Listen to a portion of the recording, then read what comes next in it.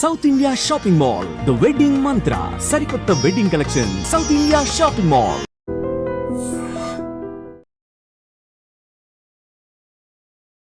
Hi hello నమస్తే, welcome back to our channel. నేను మీ వైషు. ఆమెకి 42, ఆయనకి 28. ఏంటి ఒక స్టోరీ అనుకుంటున్నారా? సినిమా కాదు, నిజ జీవితంలోనే ఇలాంటి ఒక ఘటన జరిగింది. ఆవిడకి ఆల్రెడీ 3 పిల్లలు ఉన్నప్పటికీ అతన్ని ప్రేమించింది. వాళ్ళిద్దరూ పెళ్లి చేసుకోవాలనుకున్నారు. వాళ్ళ ఇంట్లోంచి పంపించేశారు. బయటకు వెళ్ళి పెళ్లి చేసుకున్నారు. మనస్పర్ధలు వచ్చాయి. ఆవిడ ఆత్మహత్య చేసుకుంది. 3 రోజులు ఆ శవంతో పాటు ఉండి ఆయన కూడా ఆత్మహత్య చేసుకున్నాడు. ఇప్పుడు వాళ్ళ పేరెంట్స్ పరిస్థితి ఏంటి? ఆ విషయాన్ని అసలు సమాజం ఎలా చూడాలి? ఎక్కడికి వెళ్తుంది సమాజం? దీని గురించి మనం అసలు ఏం మాట్లాడుకోగలం? ఈ విషయాలన్నీ మాట్లాడడానికి ఈరోజు నాతో పాటు అడ్వకేట్ ఎడ్విన్ కేదాసి గారు ఉన్నారు. సార్తో మాట్లాడదాం. Hello sir. హలో అమ్మా, good evening. Good evening sir. ఎలా ఉన్నారమ్మా? బాగున్నాను సార్, మీరు బాగున్నారా? బాగున్నా. ఓకే. ఈ సిచ్యువేషన్ని బాధాకరం. ఓకే, ఆ తండ్రి రోదన ఎంత గట్టిగా వినిపిస్తుందో అందరికీ అంత బాధాకరంగా ఉంది.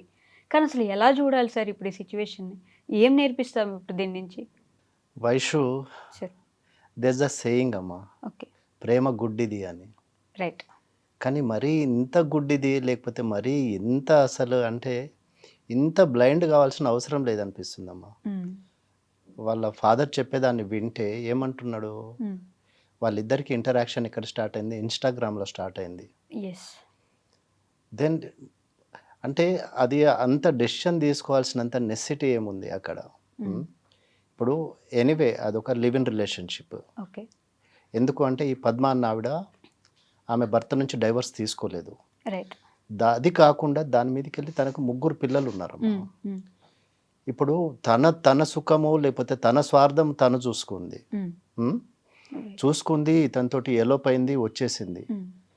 దట్టు లీగల్గా ఎట్లాంటి దానికి డివోర్స్ తీసుకోలేదు, లీగల్గా దానికి ఎట్లాంటి బైండింగ్ లేదు వాళ్ళిద్దరు రిలేషన్షిప్కి.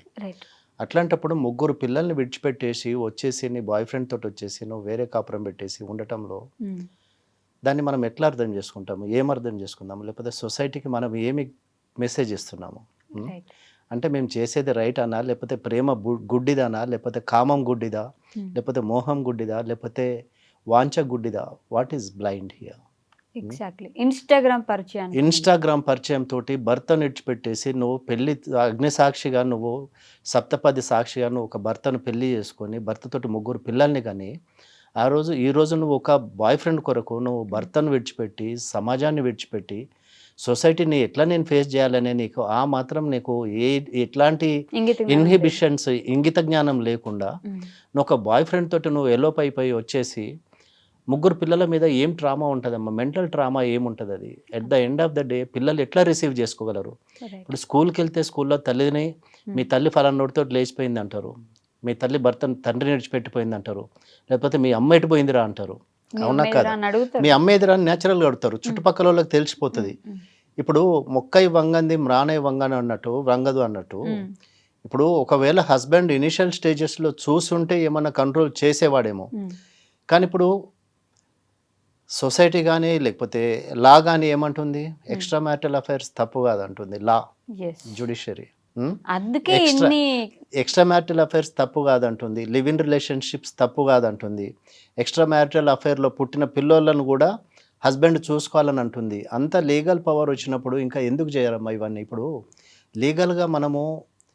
లీగల్గా దాన్ని కంట్రోల్ చేయాలా? లీగల్గా కంట్రోల్ చేయలేని పరిస్థితికి వచ్చింది. ఇప్పుడు భర్త పోలీస్ స్టేషన్కి వెళ్ళినాడు అనుకో, భర్త పోలీస్ స్టేషన్కి వెళ్ళి పోలీసు వాళ్ళకి చెప్తే కూడా ఏమంటాడు? నీ భార్యను నువ్వు కంట్రోల్ పెట్టుకోలేడు, నువ్వు వచ్చేసి మాకేం చెప్తున్నావురా, మాకెందుకు కంప్లైంట్ చేస్తున్నావు? అది మీ ఇద్దరి మధ్య జరిగింది, నువ్వు నీ భార్య నువ్వు అదుపులో పెట్టుకోవాలి, లేకపోతే నువ్వు కరెక్ట్ ఉంటే నీ భార్య అసలు ఇట్లాంటిది ఎందుకు చేస్తాడు అని చెప్పేసి తన మీద ఒక స్టిగ్మా వస్తుంది మా హస్బెండ్ మీద. ఇప్పుడు తను మోజులోనో తన వ్యామోహంలోనో పడి బాయ్ ఫ్రెండ్ తోటి వెళ్ళిపోయింది, సురేష్ తోటి వెళ్ళిపోయింది పద్మ. కానీ at the end of the day జరిగింది ఏంటమ్మా? ఇప్పుడు వీళ్ళు లివ్ ఇన్ రిలేషన్షిప్లో వాళ్ళు ఏమన్నా కలిసి కంటిన్యూస్గా హ్యాపీగా ఉన్నారా? ఏమన్నా హ్యాపీగా బ్రతికినారా? ఏం జరిగింది చెప్పండి? ఇప్పుడు సొసైటీలో ఇట్లాంటి ఎక్స్ట్రా మ్యారిటల్ అఫైర్స్ అన్ని ఇదే ఎండ్ అని చెప్పేసి చెప్పకనే చెప్తున్నారు కదా. ఇప్పుడు తను ఒక్కతే సూసైడ్ చేసుకోవటం కాదు, తనతో పాటు ఎవరైతే ఈ అమ్మాయితోటి వెళ్ళిపోయినాడో, లేకపోతే పద్మతోటి వెళ్ళిపోయిన సురేష్ ఉన్నాడో, తను ఆ బాధ తట్టుకోలేక సూసైడ్ చేసుకున్నాడా, లేకపోతే సొసైటీని ఫేస్ చేయలేక సూసైడ్ చేసుకున్నాడా?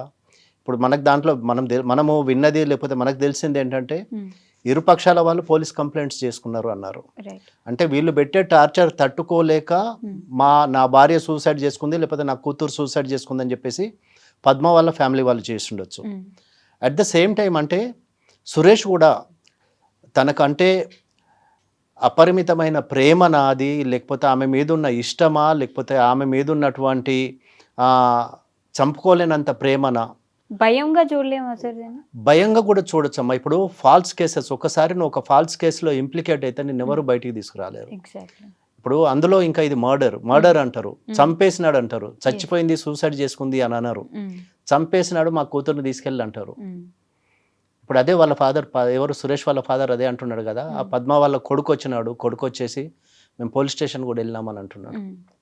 సో అంటే పిల్లల మీద ఎంత ట్రామా ఉంటుందమ్మా. ఇప్పుడు హస్బెండ్ ట్రామా ఎంత ఉంటుంది, అది one side of the story. ఇంకొక సైడ్ ఆఫ్ ద స్టోరీ ఏంటి, సురేష్ వాళ్ళ parents, he's the only bread winner అట ఫర్ ద ఫ్యామిలీ. వాళ్ళ father is an auto driver.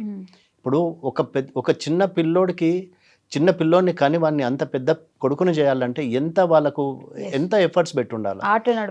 Auto నడుపుకుంటూ ఒక కొడుకుని అంత పెంచి పెద్దగా చేసేసి వాళ్ళకు సొసైటీ యాక్సెప్ట్ చేయదు, లేకపోతే సొసైటీలో నేను ఫేస్ చేయలేను, లేకపోతే నేను వీళ్ళని ఇంటి దగ్గర ఉంచుకోలేను అని చెప్పేసి తను బయటికి పంపించేసినాడు. కానీ అదే వాళ్ళ పాలిట యమపాశం లాగా తయారైంది కదమ్మా. ఇప్పుడు తను మంచికో చెడుకో చెప్పినాడు, నేను సొసైటీని ఫేస్ చేయలేను, లేకపోతే పోలీస్ కేసులలో నేను తిరగలేను, పోలీస్ స్టేషన్లో వెళ్ళి కూడా చెప్పాడు ఇట్లా జరిగింది, నేను దీన్ని యాక్సెప్ట్ చేయట్లేదు కాబట్టి నాకు దీంట్లో సంబంధం లేదని చెప్పేసి తను హ్యాండ్స్ ఆఫ్ చేసినాడు. కానీ అక్కడ జరిగింది ఏంటి, చనిపోయింది తను. ఏంటి, సొసైటీకి భయపడి చనిపోయిందా, లేకపోతే ఆమె మీద మెంటల్ ప్రెషర్ పెరిగిందా, లేకపోతే ఏం పెరిగింది అనేది. ఒక ప్రిషియస్ 2 lives అయితే పోయినాయి కదమ్మా. ఇప్పుడు ఇద్దరు ప్రిషియస్ లైఫ్స్ అయితే చనిపోయినారు, ఇద్దరు చనిపోయినారు. ముగ్గురు పిల్లలకి తల్లి లేకుండా అయిపోయింది. ఇప్పుడు ఆ పిల్లలకి ఎప్పుడు అది లైఫ్ టైం అది ఆ స్టిగ్మా అనేది అది రిమైన్ అయిపోయి ఉంటుందమ్మా, అది కంటిన్యూ అయితేనే ఉంటుంది. అంటే ఇప్పుడు నువ్వు ఫస్ట్ ఆఫ్ ఆల్ చేసేదే illegal unethical thing, live in relationship.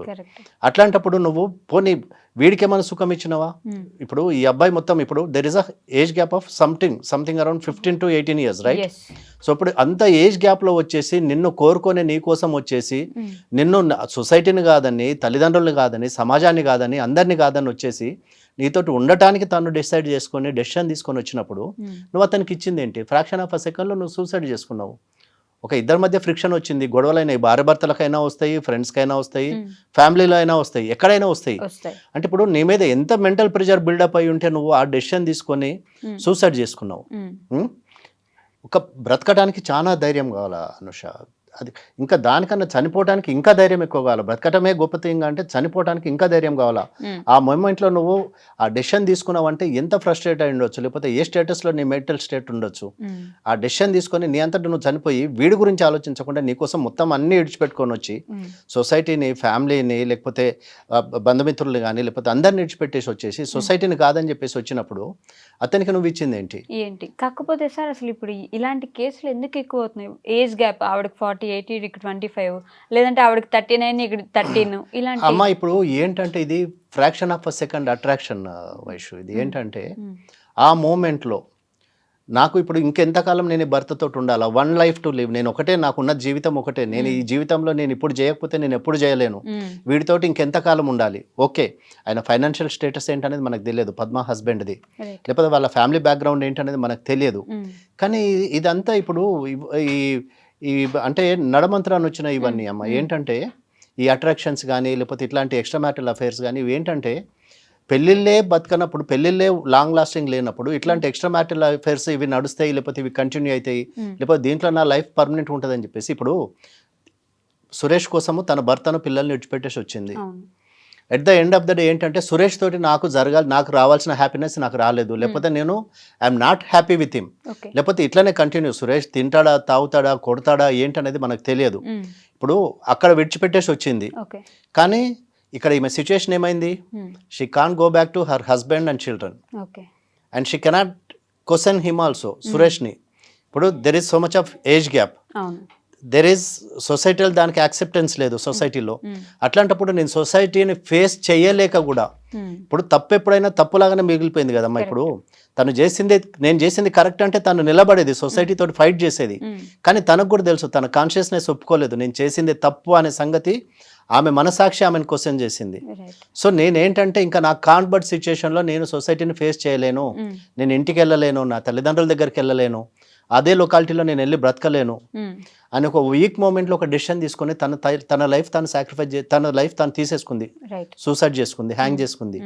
కానీ at the end of the day ఏమైంది, ఆమెతో పాటు నేను ఫేస్ చేయలేను సొసైటీని, లేకపోతే ఈ జరిగే పోలీస్ కేసెస్ కానీ, లేకపోతే సొసైటీ కానీ, లేకపోతే ఆల్రెడీ వీడు ఒక దాన్ని తీసుకొచ్చి చంపేసిండు అని ఒక స్టిగ్మా నా మీద పడుతుంది అని చెప్పేసి ఈ అబ్బాయి కూడా తనతో పాటు పురుగుల మందు దాగి 3 days ఆమెతోటి పక్కన ఉండేసి తన లైఫ్ కూడా తీసుకున్నాడు. ఇప్పుడు సురేష్ వాళ్ళ పేరెంట్స్ సంగతి ఏంటి, పద్మ వాళ్ళ పిల్లల సంగతి ఏంటి, వాళ్ళ హస్బెండ్ సంగతి ఏంటి, ఇవన్నీ క్షణికావేశాలమ్మ, ఒక ఫ్రాక్షన్ ఆఫ్ అ సెకండ్లో జరిగే డెసిషన్స్ ఇవన్నీ. ఇప్పుడు నువ్వు లేక నేను లేను, నేను లేక నువ్వు లేను, తెలుగు సినిమాలలో బాగానే ఉంటాయి, పొదల వెనక పరిగెత్తుకుంటూ పాట పాడుకోవటానికి. కానీ రియల్ లైఫ్లో ఇవి కాదమ్మా, రియల్ లైఫ్లో ఇది జరగదు. సో మనం ఏంటంటే before taking a decision you should be very careful. నేనేం చేస్తున్నా, లేకపోతే నేను what I'm trying to do, నా లైఫ్, నీ లైఫ్ కరెక్టే కానీ నీ లైఫ్ నీ ఒక్కదాంది కాదు కదా, నీ ఒక్కడిదే కాదు కదా, నీ చుట్టూ ఇంకా ఎంతోమంది దాంట్లో ఇన్వాల్వ్ అయి ఉన్నారు, ఎంతోమంది దాంట్లో you are responsible, you are answerable to so many people కదా. ఇప్పుడు నీ తల్లిదండ్రులు ఉన్నారు, ఇటు ఈయన తల్లిదండ్రులు ఉన్నారు, ఫ్యామిలీ రెస్పాన్సిబిలిటీస్ ఉన్నాయి. ఇంతమందిని విడిచిపెట్టేసి మీరు సాధించింది ఏంటి at the end of the day? పోనీ నిజంగానే బ్రతికి చూపించినారా? అది లేదు. అప్పట్లో ఆడవాళ్ళు అర్ధరాత్రి రోడ్డు మీద నడిస్తే స్వతంత్రం వచ్చినట్టు అని ఇట్లా అనేవాళ్ళు కదా సార్. ఇప్పుడు అదే స్పిరిట్ తీసుకొని చేస్తున్నారు కదా ఇదంతా. ఇప్పుడు మాకు స్వతంత్రం వచ్చింది, మేము చేస్తే ఏది చేసినా కూడా నథింగ్ ఈజ్ రాంగ్, మాకు సొసైటీ సపోర్ట్ చేస్తుంది, లేకపోతే మాకు లా సపోర్ట్ చేస్తుంది అనే కదా ఇదంతా చేసేది.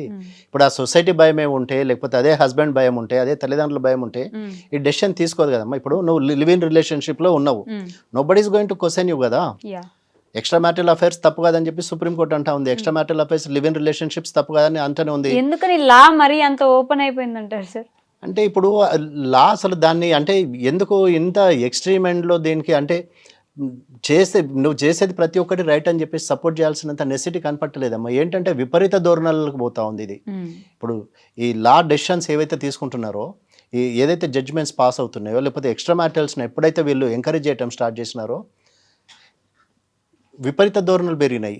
ఏంటంటే తప్పుగా అన్నప్పుడు మేము చేయడంలో తప్పేముంది, మమ్మల్ని ఎవరు క్వశ్చన్ చేసేవాడు ఉన్నాడు, we're not answerable to anybody. నాకు ఇష్టమైతే ఇష్టం లేకపోతే ఉండను, నువ్వెవడు నన్ను అడగటానికి అనే ఒక క్వశ్చనింగ్ ఇదికి వచ్చింది. ఏంటంటే మేము ఎక్కడ పోయినా కూడా మేము చేసేది రైటే, తప్పుగా అన్నప్పుడు నువ్వెవడు నన్ను అడగటానికి, అవునరా బాయ్ నీతో ఉండడం నాకు ఇష్టం లేదు, నీకంటే వాడు అందంగా ఉన్నాడు, లేకపోతే నీకన్నా యంగ్ అని చెప్పేసి హస్బెండ్ తోటి కొట్లాడుకొని వచ్చేసి ఉండొచ్చు ఇంట్లో నుంచి బయటికి. కానీ ఏం చేసినావు నువ్వు, ఏం సాధించినావు? ప్రాణం పోయింది. ఇప్పుడు అదే భర్తతో ఉంటే ఇంకో 10 సంవత్సరాలు 20 సంవత్సరాలు బ్రతికేదాన్ని కావచ్చు, పిల్ల కొడుకుల కూతుర్ల పెళ్ళిళ్ళు అయ్యేది కావచ్చు. ఇప్పుడు ఒక అమ్మాయి ఉంది అనుకో, అదే ఫ్యామిలీలో ఒక అమ్మాయి ఉంది, ఇది చచ్చిపోయిన పద్మకి ఒక కూతురు ఉంది. ఇప్పుడు ఆ కూతురుకి పెళ్లి కావాలంటే ఏంటి పరిస్థితి ఏంటి? వీళ్ళమ్మ ఇట్లా ఎలోప్ అయిపోయింది, సూసైడ్ చేసుకుందని చెప్పేసి ఆ స్టిగ్మా అయితే మిగిలిపోతుంది కదా, for ever that will remain కదా. సో ఇప్పుడు బిఫోర్ అంటే ఇట్లాంటి హేస్టీ డెసిషన్స్ ఇట్లాంటి చేసుకోకముందు, ఇట్లాంటి డెసిషన్స్లోకి దిగకముందు, లేకపోతే ఇట్లాంటి డెసిషన్స్ తీసుకోకముందు you have to think twice. అంటే what I'm going to get, అదొక క్షణిక ఆవేశము లేకపోతే క్షణికానందం అంతే కదమ్మా. ఇప్పుడు అంతేగాని నీ లైఫ్ తీసుకున్నంత లైఫ్ అండ్ డెత్ క్వశ్చన్ అయితే కాదు కదా. సురేష్ ఇప్పుడు నీకు ఆల్రెడీ ఒక భర్త ఉన్నాడు, 3 పిల్లలు ఉన్నారు. సురేష్ లాంటి వాళ్ళు ఇంకా 10 మంది వస్తారు. ఇప్పుడు రేపు ఒకవేళ నువ్వు బ్రతుకున్నావు అనుకో, సురేష్ కన్నా మంచోడు దొరికితే నువ్వు సురేష్ తోటి కూడా వెళ్ళిపోవచ్చు కదా, సురేష్ని విడిచిపెట్టేసి ఇంకొంతోటి కూడా వెళ్ళిపోవచ్చు కదా. ఇప్పుడు ఒక్కరిని చేంజ్ చేయడానికే నీకు ప్రాబ్లము. ఒకరిని చేంజ్ చేసిన తర్వాత ఇంకెంతమంది తోటి నువ్వు అఫేర్ పెట్టుకున్నా, లేకపోతే ఎంతమంది తోటి ఏం చేసినా కూడా there is nobody to question you కదా. సో వేర్ వీఆర్ హెడింగ్ అనేది అది మనం ఆలోచించాలమ్మా. ఒకటి ఇట్లాంటి డెసిషన్ తీసుకునే ముందు you have to be very careful and very cautious. అంటే నీ లైఫ్ నీదే అమ్మ కాదన్నాను, కానీ you are answerable to so many people. ఇప్పుడు నీ ఒక్కదాంది. ఇప్పుడు if she's a unmarried woman, ఈ అబ్బాయి కూడా అన్మ్యారీడ్ ఉన్నాడు, ఓకే మీరు వెళ్ళిపోయినారు, nobody bothers or no body questions, light రాబాయ్ అంటారు. కానీ ఇక్కడ ఇట్లా అది కాదు కదా సిచ్యుయేషన్. తనకు ఒక భర్త ఉన్నాడు, 3 పిల్లలు ఉన్నారు, and she has taken divorce from her husband, legally wedded wife ఆమె. అట్లాంటప్పుడు సొసైటల్ బాండ్స్ లేకపోతే సొసైటల్ నామ్స్ కూడా ఉంటాయి కదా. అంటే we're living in a society కదా, మనం ఒక్కడివి అడవిలో జంతువులం కాదు కదా మనము. వీఆర్ లివింగ్ ఇన్ 4 walls, లేకపోతే we're living in particular society, ఆ సిస్టంలో బతుకుతున్నాము. సో సిస్టమ్కి కొన్ని నామ్స్ ఉంటాయి, కొన్ని పద్ధతులు ఉంటాయి, లేకపోతే కొంత we have to adopt certain things. అవి లేకుండా నేను ఇట్లనే బ్రతుకుతాను, నేను ఇట్లనే చేస్తాను, నేను చెప్పేది రైట్ అంటే end of the end results ఇట్లనే ఉంటాయమ్మా. ఏంటంటే you are unable to face the society, unable to face the children, unable to face the Family. husband, unable to face the family. Right. So ఏమైంది at the end of the day నీ life నువ్వు తీసుకున్నావు అంతే తప్ప ఏమైంది, ఏం loss ఏం కాదు సొసైటీకి. కానీ ఒక రాంగ్ ట్రెండ్ అయితే సెట్ చేసిపోయినావు కదా. కరెక్ట్. ఇప్పుడు యూపీలో నార్త్లో ఇక్కడనే జరిగింది, సేమ్ జరిగింది. హస్బెండ్ ఉండగా 3 పిల్లలు ఉండగా ఆమెకి వేరే ఒక బాయ్ ఫ్రెండ్ పెట్టుకొని రిలేషన్షిప్ మెయింటైన్ చేస్తూ ఉంది. హస్బెండ్ ఏం చేసిండు, 1 fine day వీళ్ళిద్దరిని రెడ్ హ్యాండెడ్గా పట్టుకున్నాడు, పోలీస్ స్టేషన్ తీసుకెళ్ళిండు. ఆ 3 పిల్లల్ని కూడా ఆమెకే హ్యాండ్ ఓవర్ చేసిండు. పోలీస్ స్టేషన్లో పెళ్లి చేసేసి హ్యాపీగా ఉండండి అని చెప్పేసి పెళ్లి చేసి వచ్చేసిండు. Oh this is the latest thing now happening thing trending. Nice. So అంటే సొసైటీ విపరీత ధోరణులు లేకపోతే మనిషి ప్రవర్తన, మనిషి ఆలోచన విధానము మారిపోయింది. చేంజ్ అయిందమ్మా, చేంజ్ అయింది. దెన్ ఇంకేం చూడాల్సి వస్తుందో తెలియదు. ఇప్పుడు ఇవాళ ఇది ఇక్కడికే ఆగినాము, ఇవాళ ఇది అయిపోయింది అనుకుందాము, but tomorrow it's going to be something surprising again. Yeah. So we should condemn this అమ్మా, definitely. Okay sir, thank you. Welcome అమ్మా.